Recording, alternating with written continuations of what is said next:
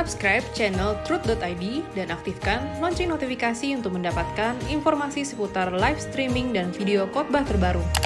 Posisi tombol subscribe berada di kanan atas channel kami dan jangan lupa nyalakan loncengnya.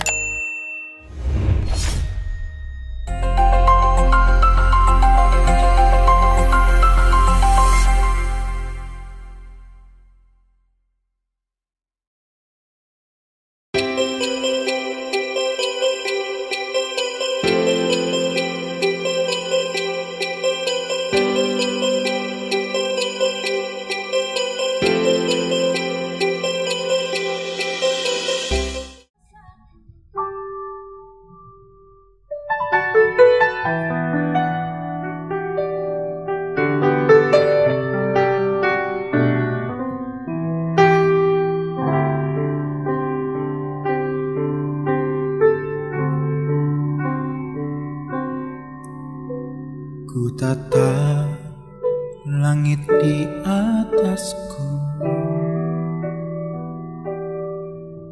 ku lihat jutaan bintang yang terang. Ku tahu rumahku di salah satunya, rumah yang kau sediakan bagiku. Ku tatap tempatku berpijak, bumi yang indah tempatku ada. Ku tahu ini tak selamanya, ini bukan rumahku.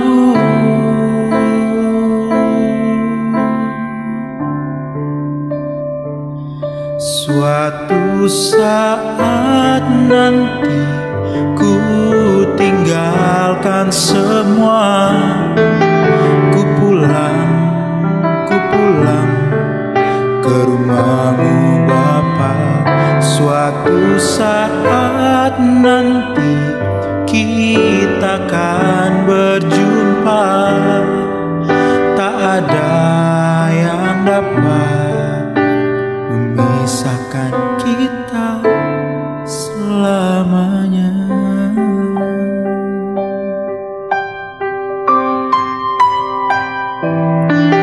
Ku tatap tempatku berpijak, bumi yang indah tempatku ada. Ku tahu ini tak selamanya, ini bukan rumahku. Suatu saat nanti ku tinggalkan semua, ku pulang ke rumahmu Bapa. Suatu saat nanti kita akan berjumpa, tak ada yang dapat memisahkan kita.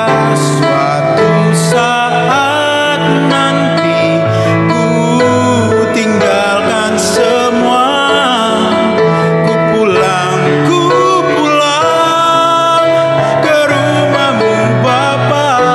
Suatu saat nanti kita akan berjumpa, tak ada yang dapat memisahkan kita, tak ada yang dapat memisahkan kita selamanya.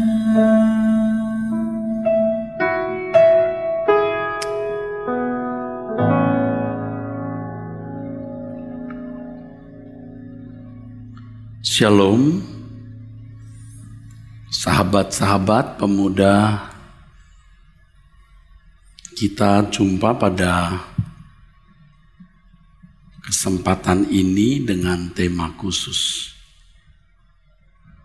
main hati.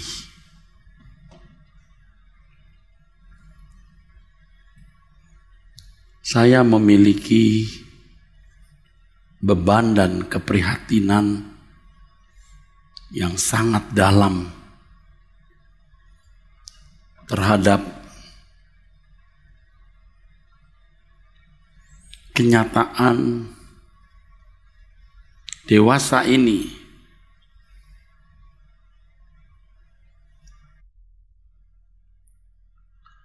banyak manusia yang menuju kegelapan abadi. Sebelum saya berdiri di sini, tadi saya berbincang-bincang dengan aktivis pemuda yang menyelenggarakan acara ini. Hati saya susah karena banyak orang-orang muda yang tidak alert, tidak waspada terhadap realitas hidup. Hal ini karena melihat kehidupan banyak orang-orang tua juga yang tidak melihat realitas bahwa hidup manusia bukanlah seperti hewan. Manusia adalah makhluk kekal yang walaupun tubuhnya terkubur tetapi memiliki kesadaran abadi, kesadaran kekal. Manusia diperhadapkan kepada kehidupan kekal di tempat yang nyaman dan bahagia bersama dengan Tuhan, atau di tempat yang mengerikan dengan kuasa kegelapan. Lagu yang tadi kita dengar adalah lagu yang menginspirasi kita bahwa rumah kita bukan di bumi, tetapi ada satu tempat di antara gugusan bintang dan cakrawala yang kesana Yesus pergi menyediakan tempat bagi kita. Dan setelah Yesus menyediakan tempat bagi kita, Dia akan datang kembali supaya di mana Dia ada, kita ada. Hari ini kita berbicara mengenai satu pokok, yaitu mengenai hubungan pria dan wanita. Yang pasti ini menjadi masalah yang aktual, masalah hangat dan selalu hangat, masalah yang up to date dan selalu up to date untuk orang-orang muda. Sebab ketika mulai menginjak remaja, anak manusia mulai memiliki dorongan eros. Ada dorongan untuk mendekati lawan jenis dan menikmati apa yang Tuhan taruh di dalam dirinya, yaitu cinta eros, yang mestinya perasaan cinta itu dirayakan dengan cara yang benar. Tetapi karena manusia telah jatuh dalam dosa, manusia telah kehilangan jati dirinya. Manusia tidak tahu bagaimana merayakan anugerah Tuhan, yaitu cinta eros atau erotis di dalam dirinya. Saya mengajak kalian untuk memiliki nalar yang sehat, logika rohani yang cerdas di dalam mengelola hal ini. Manusia diciptakan Allah itu menurut gambar dan rupa. Di dalam gambar ini manusia memiliki logika, pikiran.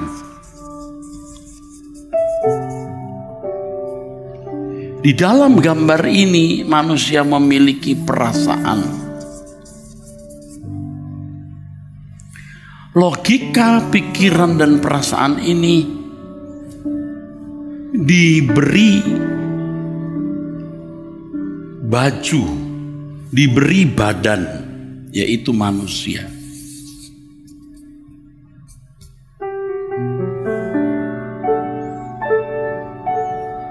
Allah menciptakan manusia sebenarnya dirancang menurut gambar dan rupa.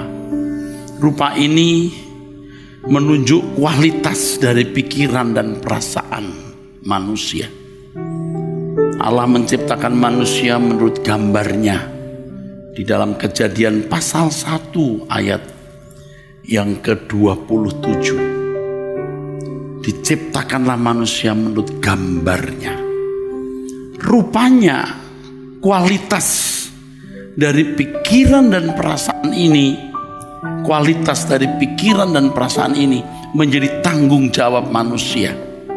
Tentu Tuhan memberikan bimbingan dan tuntunan agar manusia bisa memiliki kualitas pikiran dan perasaan seperti yang Allah kehendaki. Tetapi ternyata Adam gagal. Adam tidak mencapai kualitas pikiran dan perasaan seperti yang dikehendaki oleh Allah. Itulah sebabnya manusia tidak bisa mengelola pikiran dan perasaannya sesuai dengan rancangan Allah. Tentu pada abad-abad atau tahun-tahun awal manusia jatuh dalam dosa, manusia mungkin masih bisa agak baik atau baik. Ya, tetapi ada manusia yang atau keturunan Adam yang jahat, yaitu Kain. Kain menjadi orang yang jahat dan keturunannya menjadi jahat. Kain, ya, anak Adam, melakukan pembunuhan, poligami, ya, rusak, perasaannya rusak. Mestinya menikah itu hanya dengan satu pasangan, tetapi Kain memiliki keturunan menikah dengan banyak wanita. Ini rusak. Dan tahun-tahun berikut, abad-abad berikut, manusia makin rusak. Di zaman kita ini sudah rusak sekali, sudah rusak sekali. Manusia diciptakan oleh Allah menurut gambarnya, memiliki pikiran dan perasaan.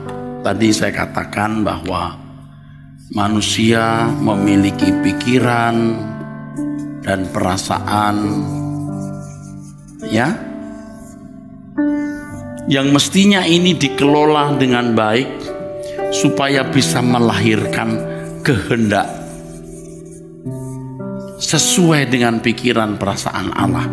Pikiran perasaan ini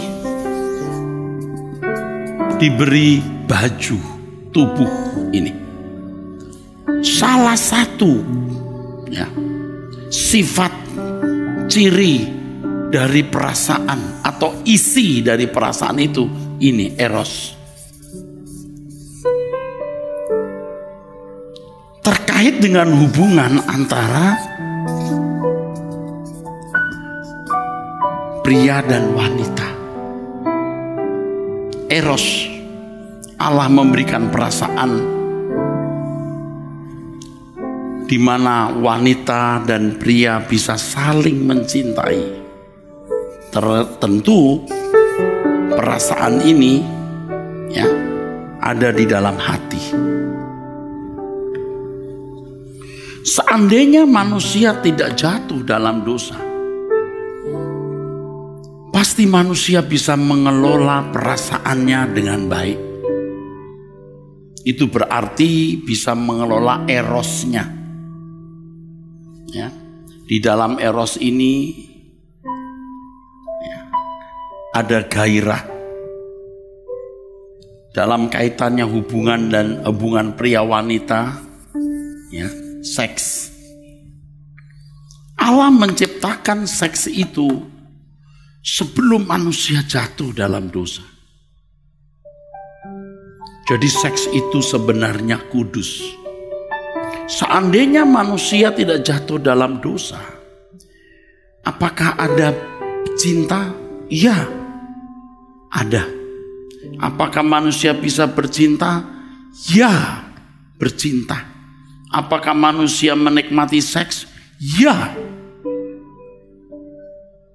Seandainya manusia tidak jatuh dalam dosa, apakah manusia memiliki keturunan? Ya. Betapa luar biasanya seks. Betapa luar biasanya cinta itu.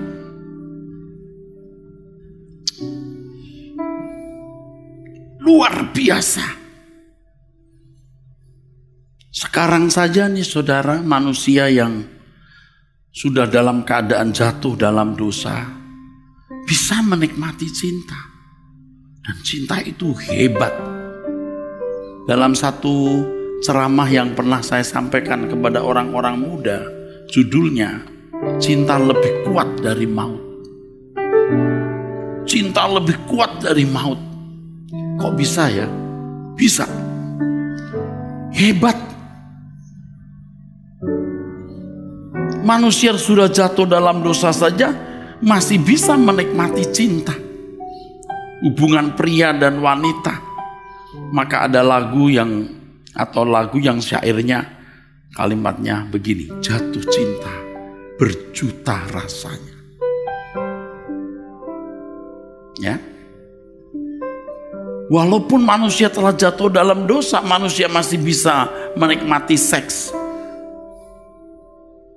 Kenapa Allah memberikan seks ini? Karena manusia harus beranak cucu. Namanya mandat prokreasi. Ya. Itu namanya mandat prokreasi. Jadi kenapa Allah memberikan seks? Karena ada mandat prokreasi.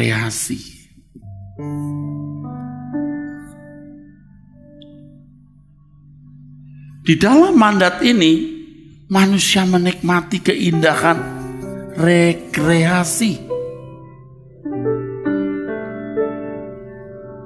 Ya, di dalam mandat prokreasi, mandat beranak cucu, manusia menikmati rekreasi. Wah, makanya indah saudaraku. Tetapi karena manusia sudah begitu rusak, tadi sudah saya katakan, makin rusak, makin jahat. Sehingga salah pengertian, salah pemahaman tentang seks. Ya. Penyalahgunaan seks itu menjadi rusak karena manusianya rusak.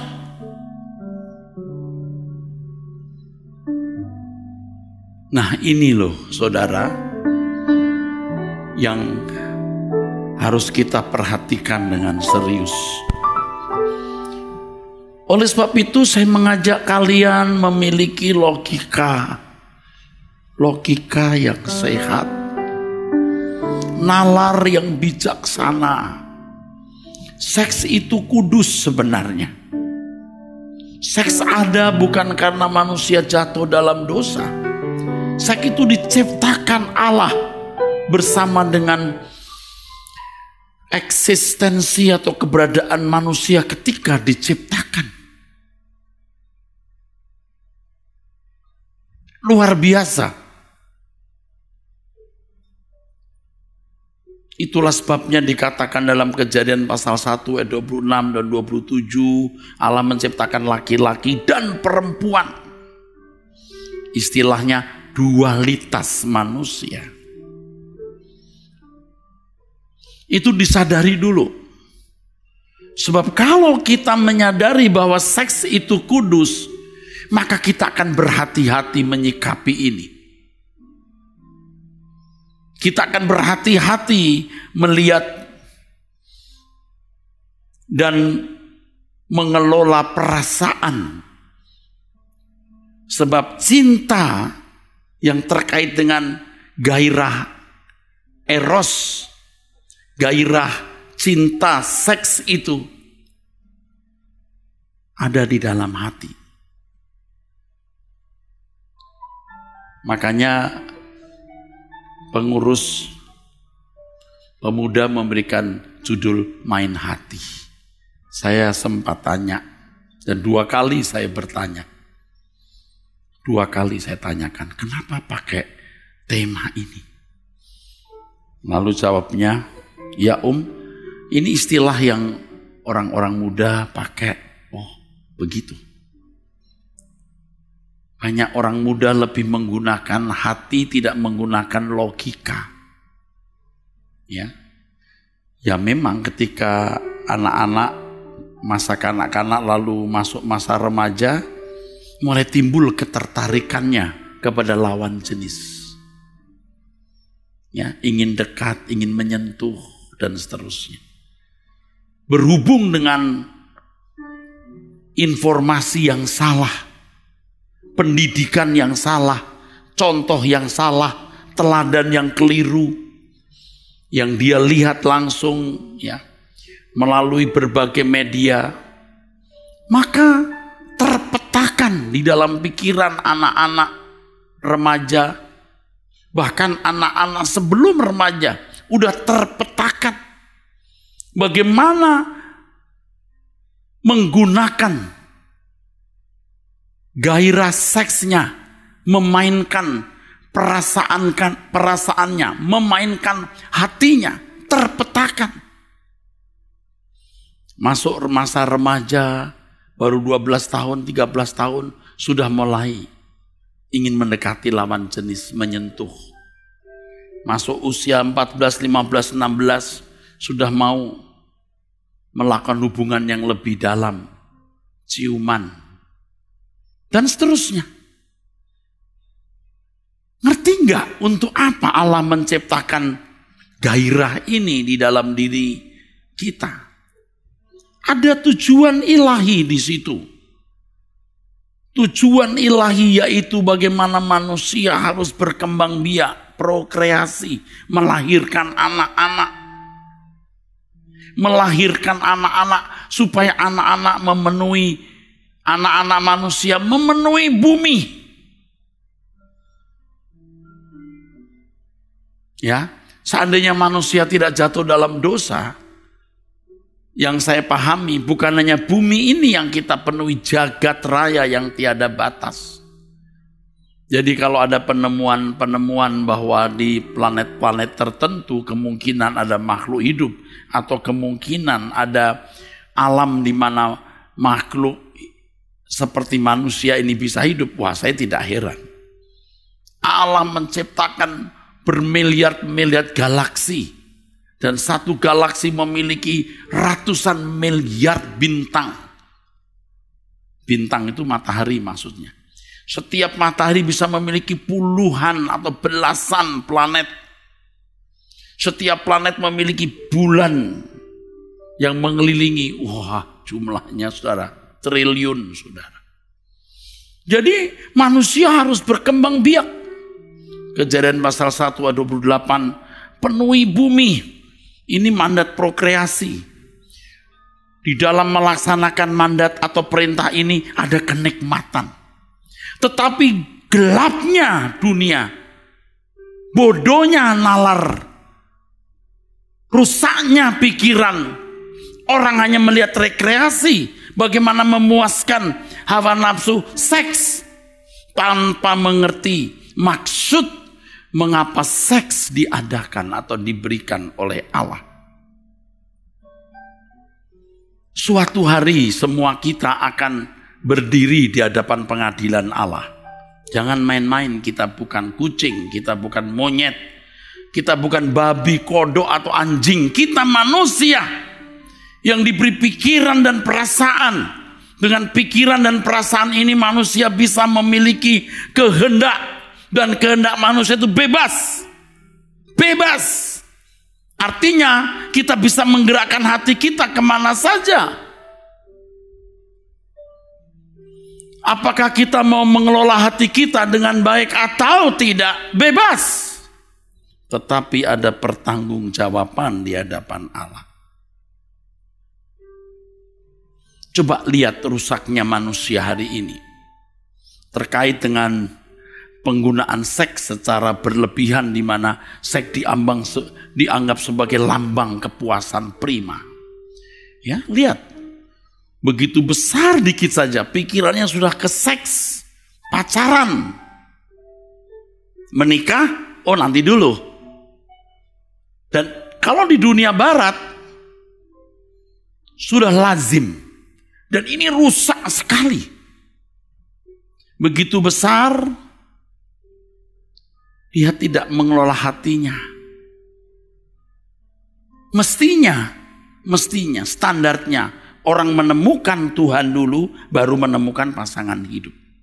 Adam menemukan Tuhan dulu. Adam diberi tanggung jawab dulu, bisa memenuhi tanggung jawab dulu. Lalu baru diberi jodoh. Jadi seorang menikah itu tidak sembarangan. Bagi pria dia harus memenuhi kualitas seorang yang bisa menjadi bapak. Bisa menjadi suami. Hari ini rusak sekali. Rusak banget, saudara. Ya. Orang hanya mau menikmati ini, rekreasinya. Besar sedikit, sudah pacaran. Dan bahaya pacaran sekarang ini, kaburnya konsep tentang pacaran. Tidak ada batas-batas yang jelas.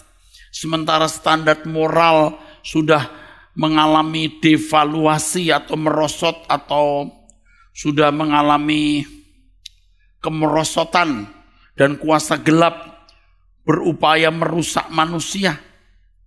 Sehingga manusia menjadi rusak. Dan kegagalan hidup manusia hari ini tidak sedikit karena hal ini. Karena hal ini. Jadi besar sedikit otaknya sudah pacaran saja. Mau bersentuhan, mau berciuman, sampai hubungan seks. Dan sekarang kita melihat ada banyak orang yang sudah melakukan hubungan seks di luar nikah, dan itu dianggap wajar. Di luar negeri biasa. Satu apartemen, satu kamar pria wanita. Ya. Besar dikit udah pacaran, ciuman, seks, menikah, oh nanti dulu.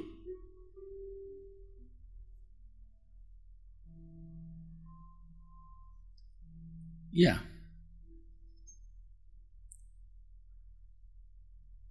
Ini yang membuat kita semua, maksud saya kami sedih. Sedih. Karena hal ini akan membuat makin banyak orang masuk neraka. Sebab ketika masa muda tidak mempersiapkan diri menghadapi hari esok, pikirannya, perhatiannya telah tergerus oleh masalah ini. Ia tidak memaksimalkan potensinya secara baik. Orang ada yang berkata, tapi Pak, dengan pacaran kita bisa lebih semangat belajar. Saya tanya, berapa? Banyak orang yang bisa begitu. Saya tidak menyangkal, bisa saja.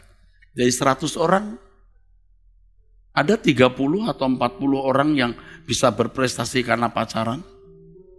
Jujurlah, saya juga sudah tua ini, sudah melihat fakta. Tidak.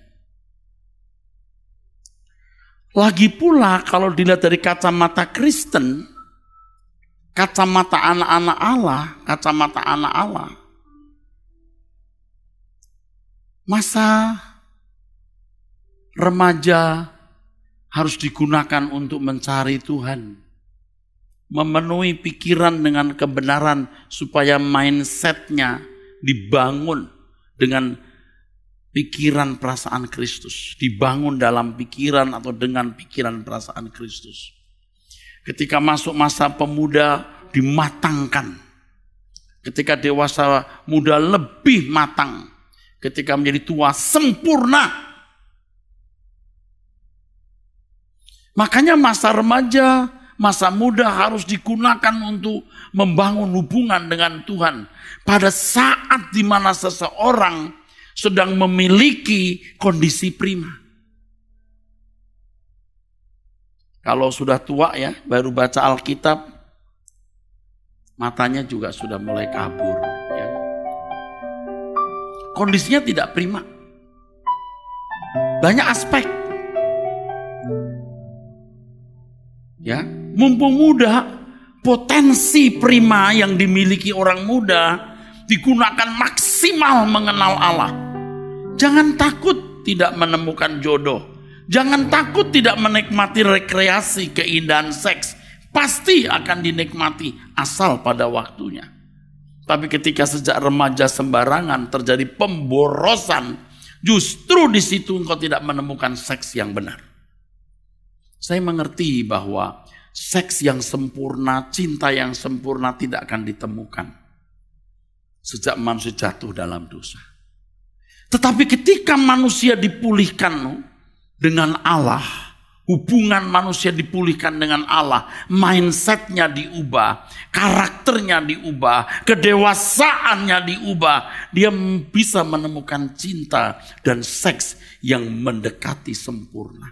Atau bisa sesuai dengan standar yang Allah berikan. Percayalah. Kalian percaya apa yang Om Eras katakan ini. Jangan membiarkan dunia menentukan standar moralmu juga dalam hal seks ini. Bina terus hubungan dengan Tuhan agar memimpin jalan hidupmu. Jangan menempatkan dirimu pada ikatan hubungan yang belum pada waktunya, yang bisa merangsang hubungan seks dan bisa menghambat kemajuanmu. Kalau waktu masih muda, orang sudah terikat dengan teman atau lawan jenis, terkunci di situ. Ya, sudah terikat dengan seorang pria atau terikat dengan seorang wanita, mau memperluas cakrawala pergaulan, tidak bisa lagi. Mestinya ketika masih muda melihat segala kemungkinan, ya. Jangan terikat. Biasanya kalau wanita-wanita cantik itu banyak ya yang nembak ya. Jangan kita gampang memberi hati kita kepada seseorang ya. Sekarang juga kalau pria ganteng, cakap, kaya lagi, wah wanita ngejar ya. Kalau dulu jago ngejar babon, sekarang babon ngejar jago. Jangan gampang ya. Kalau misalnya namamu ya, saya pinjam nama Susi ya. Kamu akan ketemu dengan banyak orang. Jangan gampang memberi hati. Ketemu A, B, C, D, E, F, G, H. Berteman dengan semua orang. Nah masalahnya kan hari gini umur 17 tahun belum punya pacar. Ya, dianggap tidak laku atau dianggap tidak wajar. Mestinya kita punya prinsip. Saya bicara dengan pengurus, saya katakan betapa sedih hati saya melihat keadaan dunia ini, juga kondisi anak-anak muda. Dan saya ingin membuka satu ruangan tanya jawab khusus mengenai masalah-masalah pemuda. Harus ada jawaban. Kita harus punya positioning. Orang Kristen itu harus bagaimana? Ya, itu harus kita pahami. Percayalah yang tadi saya katakan, kamu akan menikmati cinta dan seks yang sempurna. Kalau mindsetmu dirubah, hubunganmu dengan Allah baik. Karena memang dari semula Allah menciptakan seks. Dan itu tidak mengganggu hubungan kita dengan Allah. Justru ketika kita mengobral cinta sembarangan, kita main hati sembarangan, merusak hubungan kita dengan Allah.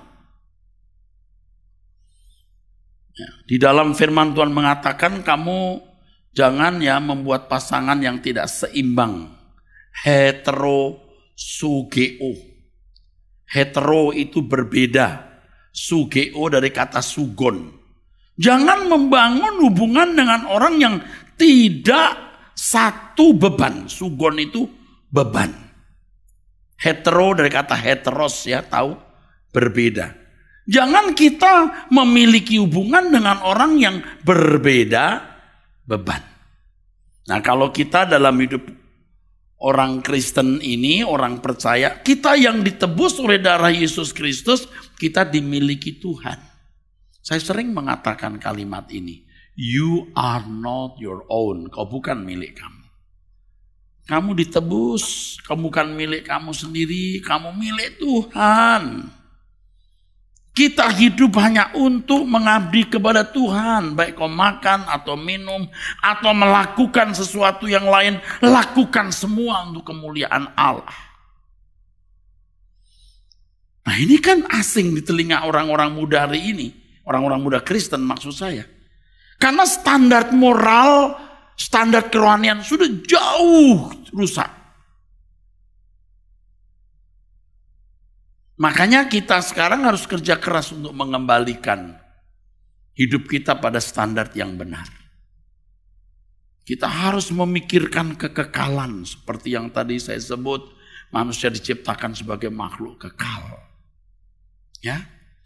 Nah, kalau kita telah ditebus dimiliki oleh Tuhan Yesus, baik kau makan atau minum atau melakukan sesuatu yang lain, kita lakukan untuk kemuliaan Allah. Berarti juga di dalam pernikahan kita lakukan untuk kemuliaan Allah. Dalam membangun hubungan dengan seseorang, bukan karena aku senang, aku tertarik, tetapi apakah Tuhan mau aku tertarik dengan orang ini? Kalau orang itu tidak satu sugon, satu beban, kita berkhianat kepada Tuhan. Jadi kalian tidak boleh pacaran sebelum waktu ditentukan Tuhan.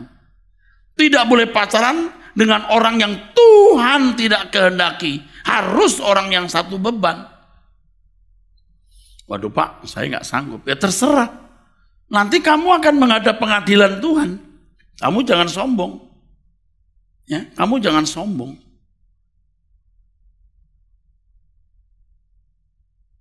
Hari-hari ini saya mengikuti 10 seri dari kisah Perang Dunia Kedua. Wah, serem. Bom atom yang dijatuhkan di Hiroshima Nagasaki bulan Agustus tahun 1945 yang menelan korban ratusan ribu manusia. Itu belum bom-bom yang dijatuhkan di Berlin, dijatuhkan di beberapa kota di Eropa waktu Perang Dunia Kedua. Itu juga sekali jatuh 40.000 orang, 60.000 orang mati. Tetapi senjata nuklir hari ini kalau meledak, 40 bumi seperti ini cukup. 40 bumi. Nggak usah satu kota Hiroshima atau Nagasaki. 40 bumi habis.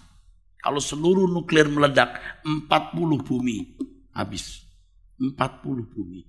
Jadi nggak ada sisa, saudara. Jangankan 1, 40 cukup bisa dirusak. Saya bukan nakut-nakuti, seberapa hebat sih manusia. Baru ketemu COVID saja sudah begini kita, kalang kabut. Kalau dulu krisis ekonomi beberapa negara kalang kabut. Sekarang 90 negara lebih bisa menjadi terganggu ekonominya. Maka kita harus menjadi anak-anak Allah yang takut akan Allah. Kita ini milik Tuhan, ditebus oleh Tuhan Yesus menjadi milik Tuhan. Kita adalah utusan-utusan Kristus. Kita harus sekolah dengan rajin, kuliah dengan giat, berkarir dengan giat, memaksimalkan potensi. Untuk apa? Untuk melayani Tuhan. Karena hidup kita itu nanti di langit baru, bumi baru, bukan di sini. Seperti yang dinyanyikan Stephen tadi. Rumahku di sana. Aku mau pulang, aku mau pulang. Kalian harus mulai belajar dengan prinsip ini. Jadi saya berbicara ini ya atas undangan dari pengurus pemuda, bukan sekedar supaya kita tidak salah pilih jodoh ya, supaya kita bermoral baik. Oh enggak, saya nggak mau kalau hanya begitu. Supaya kita tidak binasa, supaya kita menemukan tempat kita untuk mengabdi kepada Tuhan. Kalau kalian ya dengar kesaksian orang-orang tua nih, kalau belum saya kasih tahu ya, banyak orang menyesali hidupnya karena salah memilih atau salah mengambil keputusan waktu muda. Benar. Pacaran sembarangan, menikah, kadang-kadang sudah hamil sebelum menikah, lalu oke dah, enggak begitu. Pacaran, menikah baik-baik, iya. Punya anak baik-baik, bekerja, ada masalah. Entah suami nyeleweng, entah istri tidak setia, entah masalah ekonomi, entah karena ada mertua. Hidup ini tidak bahagia, saudara. Di luar Tuhan tidak ada kebahagiaan. Nanti kalau umur 50-60 tahun baru seks cuma segitu. Dulu waktu muda tuh enaknya punya pacar, pegangan tangan, ciuman, hubungan seks. Aduh, ini loh film-film itu sering itu memanipulasi perasaan. Ngerusak. Padahal cuma begitu aja. Kenapa? Karena manusia telah jatuh dalam dosa. Coba kalau kalian benar-benar mencari Tuhan, menemukan Tuhan dulu baru menemukan jodoh. Dan pasti akan menemukan jodoh sesuai dengan pikiran perasaan Allah. Aduh, sedih saudaraku kalau bicara begini. Saya ingin kalian berubah ya. Jadi kenapa sih harus mencari pasangan yang satu beban? Ya karena memang kita ini harus hidup untuk mengabdi kepada Tuhan. Pasangan kita harus juga memiliki hati yang mengabdi kepada Tuhan. Dan kalau kamu melakukan ini, kamu menemukan Firdaus di bumi. Kamu menghadirkan kerajaan Allah. Cintamu indah, seksmu indah. Waduh, indah, indah sekali. Kalau tidak, kamu hanya cuma memiliki kepuasan sementara. Setelah itu kamu akan menyesal. Ya.